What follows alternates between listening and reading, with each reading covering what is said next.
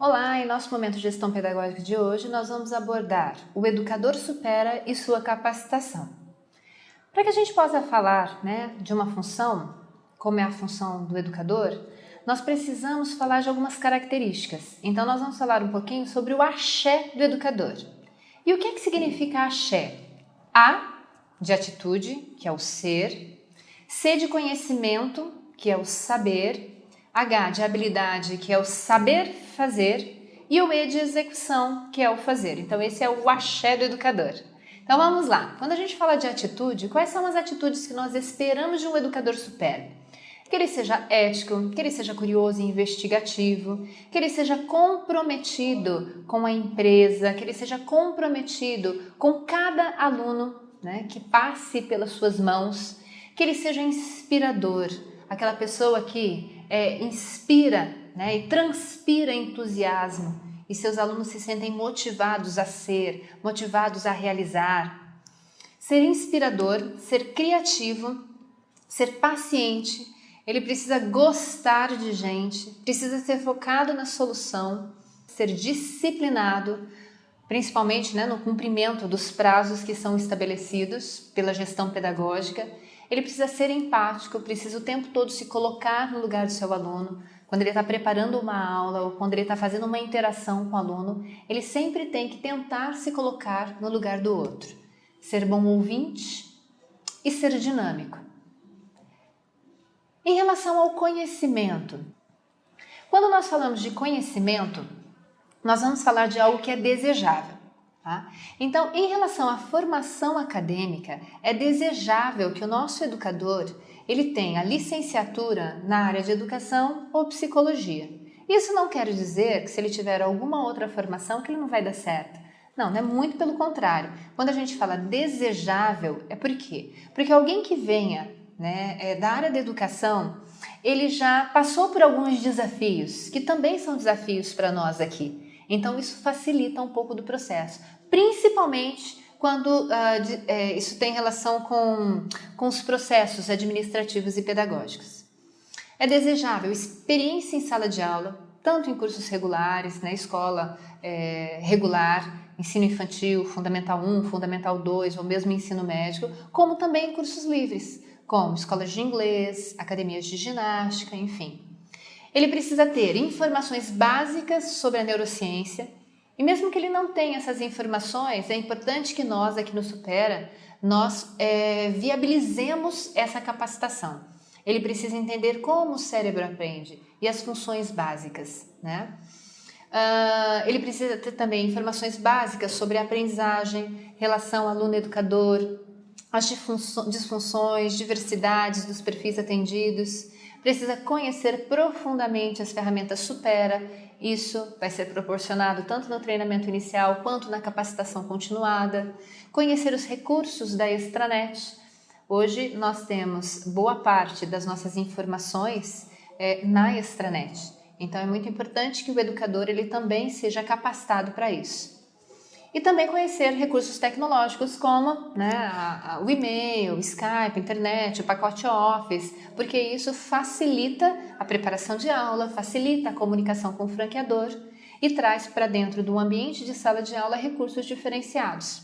Em relação às habilidades que se espera de um educador supera, nós temos facilidade em relacionar-se, facilidade em promover a interação entre as pessoas, expressar-se claramente e objetivamente, ser ágil na tomada de decisões, facilidade para planejar-se e realizar as ações previstas, tanto no roteiro de aula quanto também nas ações pedagógicas do dia a dia.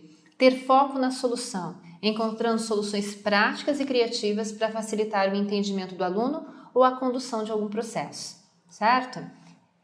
Bem, em relação à execução, quando a gente fala de execução, a gente está falando do fazer. E nós também temos uma recomendação de agenda para o educador, que nós trabalhamos inclusive no pós-treinamento. Mas em relação à execução, o educador ele precisa entregar em todas as aulas o que foi vendido pelo comercial. Então, quando o educador diz, mas eu não sou vendedor, muito pelo contrário. A missão dele é vender todos os dias, porque todos os dias ele entrega para o aluno que foi vendido pelo comercial. Participação nas reuniões nacionais e locais de preparação de aula, né, de roteiro também. Realizar os pós-treinamentos, tanto de Abaco quanto das apostilas Abrindo Horizontes e gestão pedagógica até a conclusão. Também é papel do educador dar aulas demonstrativas em parceria com a equipe comercial, né? E não só as aulas demonstrativas, mas também na semana inaugural é papel do educador também dar parte dessas aulas, tá? Preencher todos os formulários pedagógicos, como diário de classe, ficha de produtividade, ficha de monitoramento, enfim, tudo aquilo que é processo pedagógico que deve ser realizado. Monitorar os faltosos, é responsabilidade do educador fazer as ligações para os alunos que faltam e encaminhar as reposições de aula.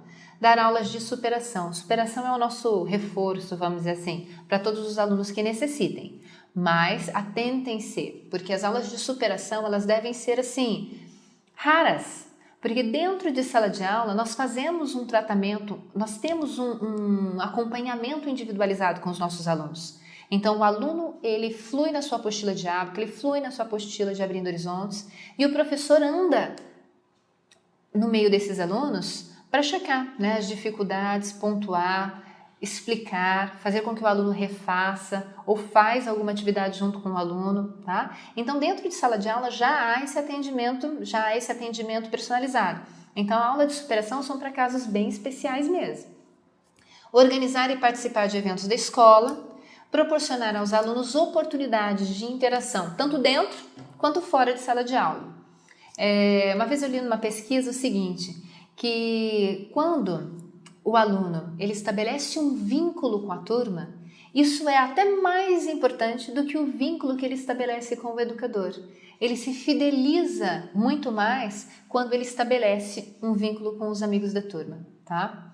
Então é importante que o educador proporcione isso. Tanto atividades e oportunidades, né, de fazer amizades dentro de sala de aula como fora dela também. Coloquei agora aqui uma tabela para vocês para que fique mais fácil de visualizar e de concretizar essa execução, tá?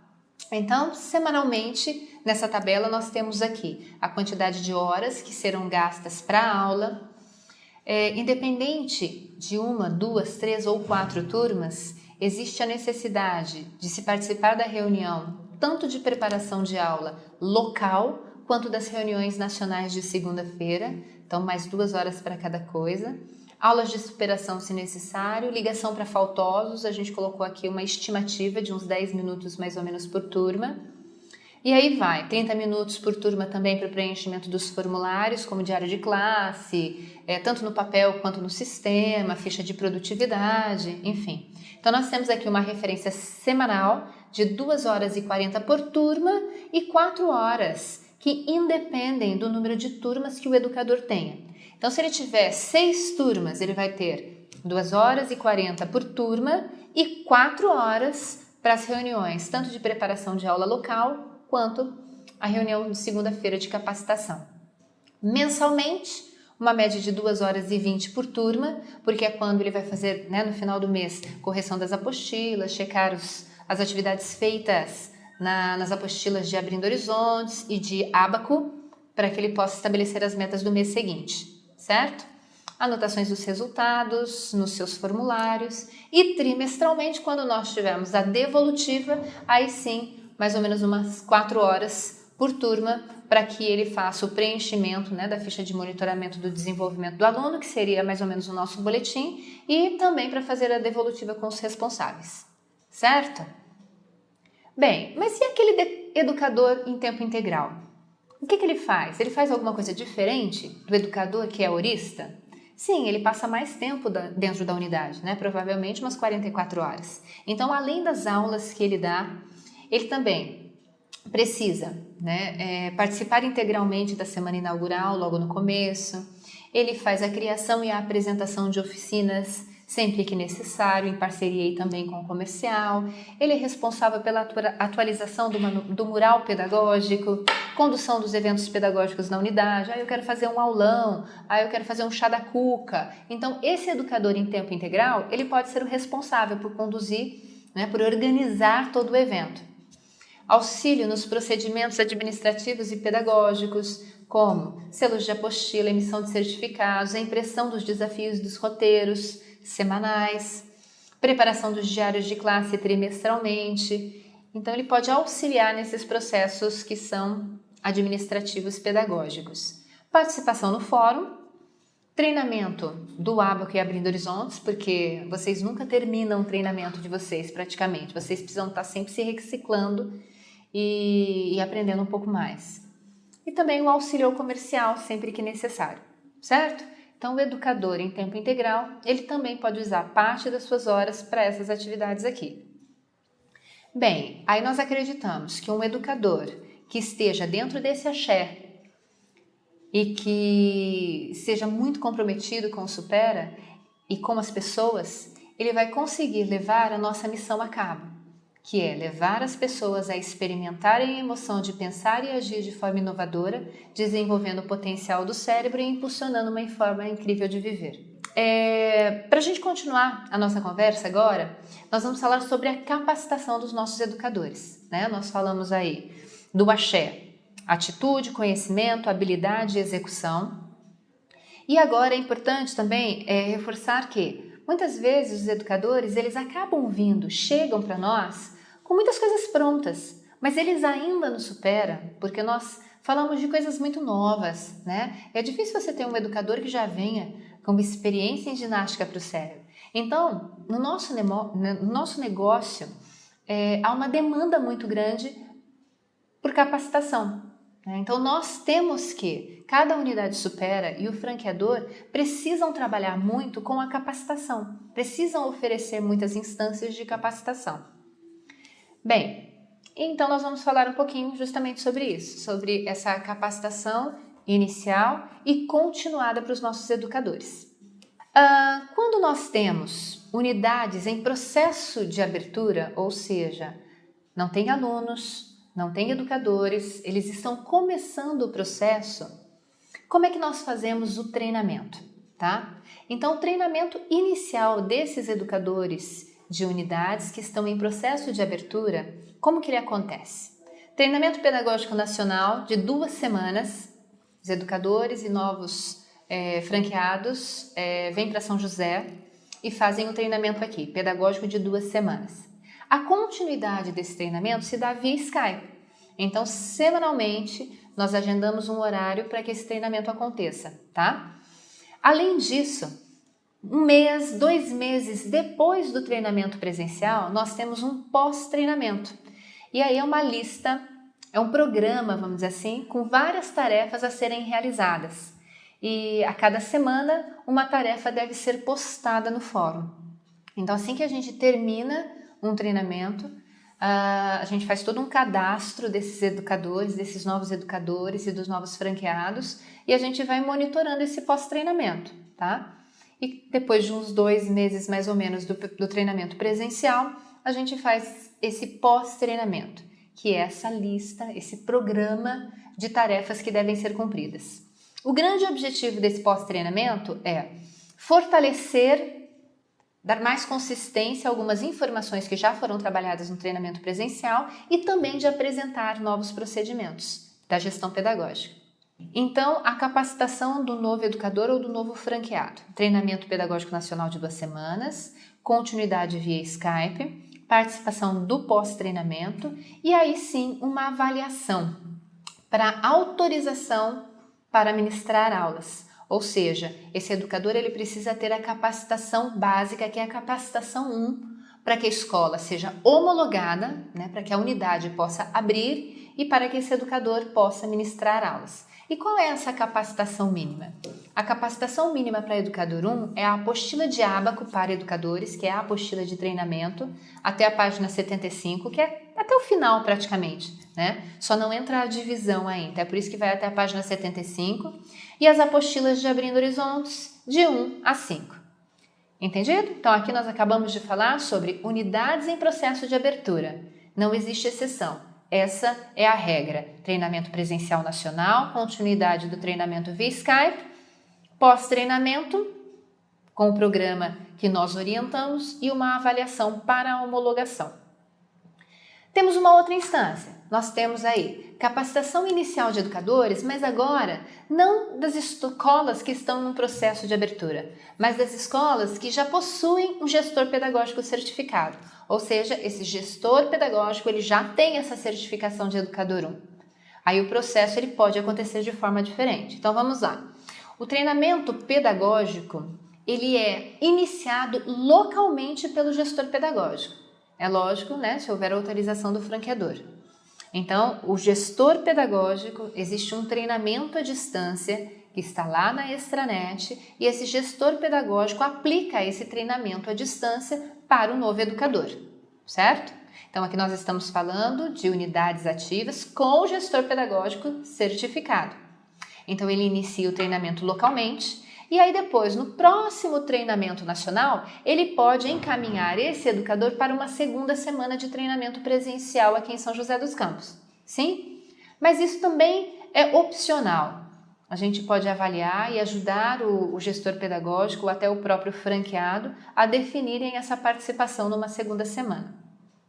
A continuidade do treinamento, porque assim, esse treinamento presencial inicial, ele vai ser ministrado localmente. Mas chega um momento desse treinamento em que a gente diz para o gestor pedagógico, agora você pode encaminhar o seu educador para dar continuidade ao treinamento do ábaco e das apostilas Abrindo Horizontes junto ao franqueador, tá? Então, a continuidade do treinamento pode ser feita via Skype com o departamento pedagógico, até que ele chegue à certificação de nível 1. Bem, ele também deve participar do pós-treinamento, então, enfim, você começou lá o seu treinamento inicial com esse educador e aí na próxima data que o franqueador disponibilizar um pós-treinamento, você vai pedir para que o seu educador participe, certo? Bem, e depois disso tudo nós temos a avaliação para autorização para ministrar aulas. Então, essa avaliação, ela sempre vai acontecer com o franqueador. Tanto dos educadores que vieram para o treinamento inicial aqui, ficaram 15 dias aqui, quanto para esse educador que começou o treinamento localmente.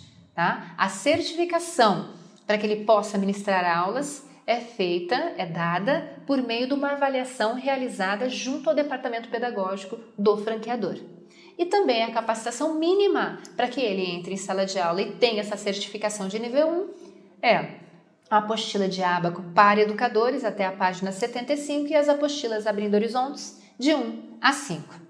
Então, nós falamos aqui do treinamento para unidades em processo de abertura, agora das unidades ativas com gestor pedagógico e nós vamos falar também das unidades ativas sem gestor pedagógico certificado.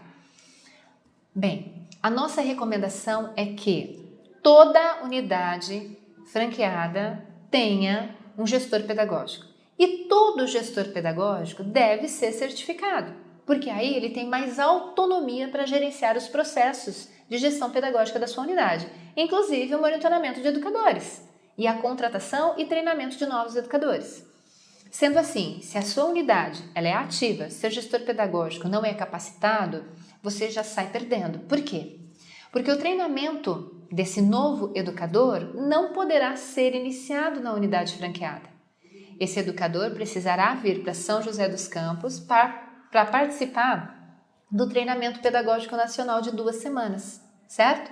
Aí sim esse treinamento pode continuar via Skype com o Departamento Pedagógico Nacional, vai participar também do programa de pós-treinamento com as tarefas estabelecidas e aí sim ele faz a avaliação para ministrar as aulas. Então o processo ele acaba ficando muito mais longo. Então ganhamos todos nós quando o gestor pedagógico tem a sua capacitação, certo? O processo fica muito mais ágil para a gente treinar os novos educadores que são contratados nas unidades que já são ativas. Bem, quais são os níveis de capacitação? Porque até agora eu falei para vocês do nível de capacitação 1, ou seja, esse é o mínimo para que o educador possa entrar dentro de sala de aula para ministrar aulas. E no caso de novas unidades, é a capacitação mínima para a homologação da unidade. Mas nós temos 3 níveis. Nós temos o educador nível 1, o educador nível 2 e educador nível 3. Educador nível 2, ele precisa trabalhar as apostilas de Abrindo Horizontes 6, 7 e 8, ábaco a apostila, terminar a apostila de Educador 1 e ir até a página 31 da Educador 2, certo? Nível 3, ele precisa finalizar as apostilas Abrindo Horizontes 9 e 10 e finalizar a apostila de Educador 2. Então, esses são os 3 níveis de certificação e de capacitação do educador. E é muito importante que todos os nossos educadores finalizem esses 3 níveis de capacitação. Porque hoje nós já somos mais de 200 unidades franqueadas. Algumas com mais tempo, né, de atuação, outras com menos tempo. E hoje, como nós já estamos em muitos lugares e muitas vezes cidades próximas ou mesmo bairros próximos, como cidades grandes como São Paulo, enfim, e outras, Rio de Janeiro, nós temos um aluno que pode migrar para uma outra unidade. Então, se ele está, por exemplo, aqui nessa unidade X, que já está atuando há 3 anos, ele já pode ter chego lá no nível avançado ou até mesmo no Master. E aí ele resolve que abriu uma unidade perto da casa dele e ele quer fazer essa transferência porque vai ficar muito mais fácil para ele. E aí? Certo? Então, a nossa recomendação é que todo educador supera, depois do seu treinamento presencial, ele tenha 10 meses para concluir toda a sua capacitação. O Departamento Pedagógico Nacional vai acompanhar todos os educadores que forem cadastrados no departamento e que participarem do treinamento presencial aqui em São José dos Campos até o final da conclusão e da aquisição da certificação 1. Agora, é papel do gestor pedagógico garantir o quê? Que ele também vai conseguir a certificação 2 e a certificação 3, certo? Porque assim toda a unidade fica preparada para receber qualquer aluno que esteja migrando de uma unidade para outra, né? Que esteja se transferindo. Bem, a capacitação continuada de educadores, enquanto ele está no nível 1, essa capacitação, como eu já disse, ela é monitorada pelo franqueador. Ou seja, tem um atendimento semanal. Nesse atendimento semanal, ele é feito com bastante entusiasmo. As pessoas responsáveis por esse treinamento, elas são bem pontuais naquilo que precisa ser melhorado, tarefas são dadas, depois são checadas, dependendo do grau de dificuldade que o educador tem apresentado, nós vamos oferecer maior ou menor frequência, ou seja, existe uma regra que é uma vez por semana, mas se esse educador precisar de um pouquinho mais, nós vamos fazer isso também, até essa certificação de nível 1. Para as apostilas de Abrindo Horizontes, a mesma coisa. Na hora do atendimento, se o educador tiver alguma questão ou algum desafio que ele não conseguiu encontrar o raciocínio, também nesses atendimentos semanais nós poderemos ajudar. Ou até mesmo agendar outros treinamentos, né, outros horários para que essas dúvidas sejam esclarecidas, certo? Depois que os educadores eles passam da certificação 1, eles não precisam mais agendar o treinamento semanal com o Departamento Pedagógico Nacional. Então, tanto para a certificação 2 quanto para a certificação 3, quem monitora se eles estão realizando o treinamento, se eles estão cumprindo as suas metas dentro dos prazos estabelecidos, é o próprio gestor pedagógico. Mas o educador também pode recorrer ao Departamento Pedagógico Nacional sempre que ele tiver dúvidas. Então, estou lá fazendo a apostila de Educador 2. Nossa, encontrei uma dúvida aqui. Ah, sim, eu vou assistir ao vídeo. Assisti ao vídeo, mas eu ainda continuo com essa dúvida. Nossa, meu gestor pedagógico não conseguiu me ajudar. Então, entro em contato com o Departamento Pedagógico Nacional e peço um atendimento. Sempre vocês poderão fazer isso. Vocês sempre terão acesso tanto para as dúvidas em relação ao Abaco, quanto as dúvidas relacionadas às apostilas de Abrindo Horizontes. Vocês podem recorrer ao Departamento Pedagógico Nacional, sim? Agora, é obrigatória a realização das certificações. Então, para que você consiga, né, atingir aí a certificação 2, você precisa fazer uma avaliação. Então, depois que você chegar lá na página 31 de Abaco e você tiver finalizado as apostilas 6, 7 e 8 de Abrindo Horizontes, você entra em contato com o Departamento Pedagógico Nacional e você agenda a sua avaliação. O resultado sendo positivo, você já recebe a certificação.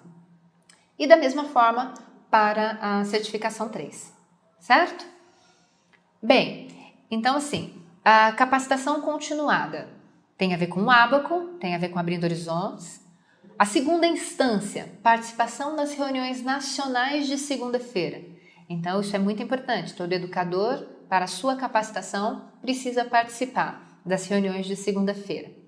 E aí é o acesso pela Hot Conference, nós todos nos conectamos numa mesma sala e vocês podem se comunicar durante essa reunião por meio de um chat. Vocês escutam, né, o departamento pedagógico falando e nessas reuniões nós abordamos assuntos relacionados aos roteiros semanais, a capacitação de metodologia e também sobre as nossas apostilas, tá? Segunda instância. A terceira instância, como eu já disse antes, é o pós-treinamento, que é um programa de atividades que consiste em uma sequência de tarefas a serem realizadas pelos educadores e pelos gestores pedagógicos, que tem como objetivo apresentar todos os procedimentos pedagógicos, né? Administrativos pedagógicos. Alguns que já foram apresentados no treinamento inicial e outros que são apresentados no pós-treinamento. Então vamos lá, instâncias, Ábaco e Abrindo Horizontes, reuniões semanais de segunda-feira e o pós-treinamento. O quarto item para capacitação do educador, biblioteca mínima recomendada. Nós temos aí uma recomendação de 12 livros. E por que nós recomendamos esses livros? Porque eles nos trazem informações que vão poder dar mais consistência às nossas abordagens do dia a dia, né? Nossa fala com um cliente potencial, a nossa fala com o nosso aluno, a nossa fala com o responsável por esse aluno, certo? Então essa biblioteca mínima recomendada, ela também deve fazer parte dessa capacitação continuada do educador.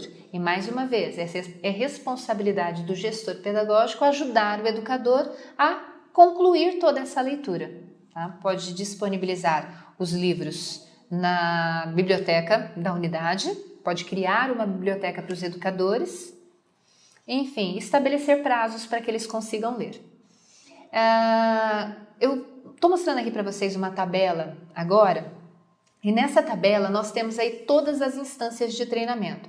Nós colocamos aqui algumas datas, são fictícias, só para que vocês tenham uma ideia, né, de como que as coisas acontecem. Então, o treinamento presencial acontece primeiro, aí depois nós damos continuidade, recomendações de leitura, as leituras talvez, né, primeiras recomendadas aqui, são as leituras que podem impactar mais a nossa fala no dia a dia, depois a continuação, cronograma de pós-treinamento e aí vai, mês a mês, as nossas recomendações, tá? É lógico que nós consideramos aqui uns 5 meses depois do treinamento inicial, mas vocês podem expandir um pouquinho mais desse tempo nesses meses aqui, caso seja necessário. O importante é entender que o educador tem 10 meses para concluir a sua capacitação. Bem, a quinta instância de treinamento é a observação de aulas. Como eu já tinha dito lá em cima, né? Os educadores, eles precisam da ajuda do gestor pedagógico para se capacitarem, tá?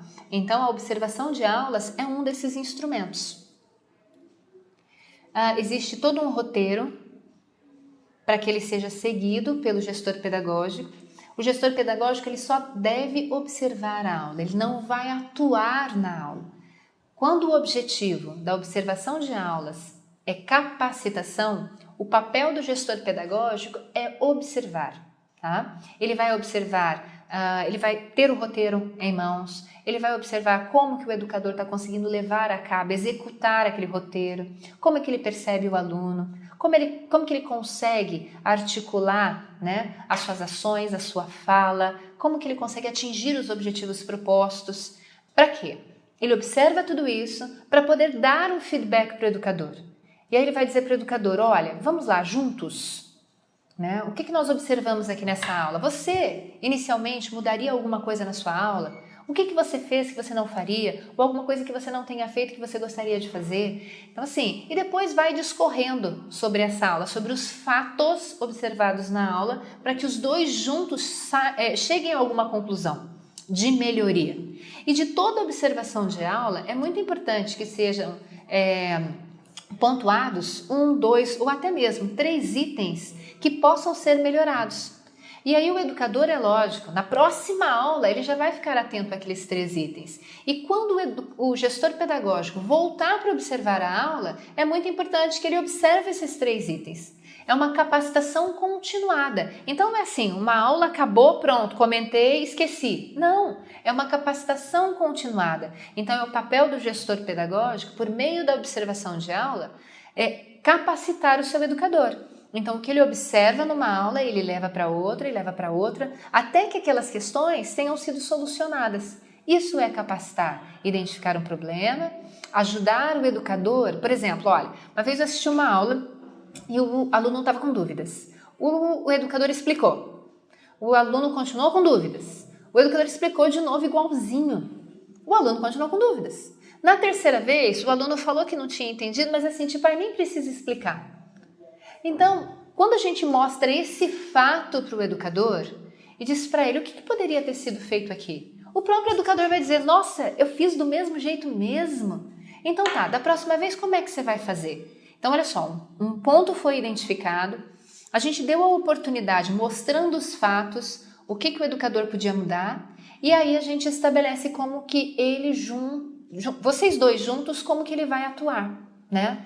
E aí quando você for assistir outras aulas, você vai observando isso. É lógico que se você resolve esse problema porque você observou nessa turma, é lógico que ele vai carregar essa solução para as outras turmas que ele tiver, tá? Então a observação de aulas, ela pressupõe a capacitação e não a avaliação. E é isso que tanto o educador quanto o gestor pedagógico devem entender, tá? A observação de aulas é mais uma ferramenta para a capacitação continuada dos nossos educadores. O 6º instrumento para monitoramento e a capacitação dos nossos educadores é a avaliação de desempenho, que ela acontece a cada 6 meses. A nossa sugestão é que essa avaliação de desempenho ela seja apresentada para o educador assim que ele começa, né? Então você fez a contratação, ele já decidiu que ele também quer ficar, então você diz, olha, eu vou passar para você todos os itens da avaliação de desempenho, para que quando nós fizermos pela primeira vez formalmente daqui a 6 meses, né, você sabe exatamente do que nós estamos falando. Então, fazendo agora no começo, informando você dos itens que serão avaliados, você vai saber quais são as expectativas da nossa empresa. E aí, quando nós fizermos a avaliação, nós estaremos mais afinados, certo? Então, a avaliação de desempenho, ela é uma ferramenta que tem como objetivo ajudar as pessoas a se melhorarem, bem como também melhorar os resultados da empresa, certo? A avaliação de desempenho também nós oferecemos e temos tanto no nosso manual quanto na extranet um formulário específico. E esse formulário específico ele vai passar por questões do dia a dia, como pontualidade, comprometimento, como também questões relacionadas à metodologia, né? A observação de aula, como que a prática de aula acontece, sistema de avaliação, se ele cumpre os prazos, não. Então, nós recomendamos a aplicação desse instrumento, que é a avaliação de desempenho do educador, semestralmente. E também, assim como, olha só, assim como a observação de aula tem que gerar planos de ação, essa avaliação de desempenho também. Então, depois que ela é realizada, então vamos lá, eu fiz a contratação do João, disse para ele, olha, nós vamos avaliar semestralmente você nessas questões aqui, entendido? Entendido. Passamos aí os 6 meses, terminados os 6 meses, nós vamos fazer formalmente a avaliação de desempenho. Quando a gente faz essa avaliação de desempenho, alguns itens precisam melhorar. Vários itens a gente vai elogiar, enfim. Mas alguns itens, provavelmente, esse nosso educador precisará melhorar. Então, tendo em vista esses itens, nós vamos criar um plano de ação. É lógico, se você identificar 6 itens, nós não vamos trabalhar esses 6 itens, gestor pedagógico. Nós vamos trabalhar 3 itens. Para que ele possa melhorar. Depois desses 3 itens, a gente pode resgatar esses outros 3 itens e trabalhar mais lá para frente, tá? Mas pouca coisa com foco para que a melhoria aconteça. Então, nós temos lá um exemplo, uma competência a ser trabalhada, a aplicação do sistema de avaliação. ele não consegue se organizar, é muito confuso, onde ele anota as coisas, enfim. Então ele precisa melhorar a aplicação do sistema de avaliação. E aí, como será desenvolvida? Essa ferramenta mesmo, que é esse formulário, né, da avaliação de desempenho, já tem também esse plano de ação, para que você preencha os espaços aí. Então, como será desenvolvida essa competência? Leitura de todo o processo, forms na área restrita, na nossa extranet, atendimento Skype, coordenação para checar dúvidas, iniciar a aplicação na unidade. E prazos, X, Y, Z. Certo? Isso aqui é um exemplo de uma competência a ser trabalhada. Então, toda avaliação de desempenho, ela pressupõe os elogios, ela pressupõe os pontos a se melhorar. Bem, então nós vimos aí 6 instâncias de treinamento e capacitação para os nossos educadores. Por que existe tanto treinamento e tanta capacitação para educadores? Porque nós sabemos do grande desafio e é o educador quem fideliza. E para a gente terminar aqui, eu gostaria de dizer para vocês, deixar essa mensagem aqui para vocês, né? Ensinar não é transferir conhecimento, mas criar possibilidades para a sua produção ou a sua construção. Quem ensina, aprende ao ensinar, e quem aprende, ensina ao aprender. Então, assim, muita responsabilidade. É por isso que nós temos que nos capacitar o tempo todo. Um grande abraço para vocês e até o nosso próximo vídeo.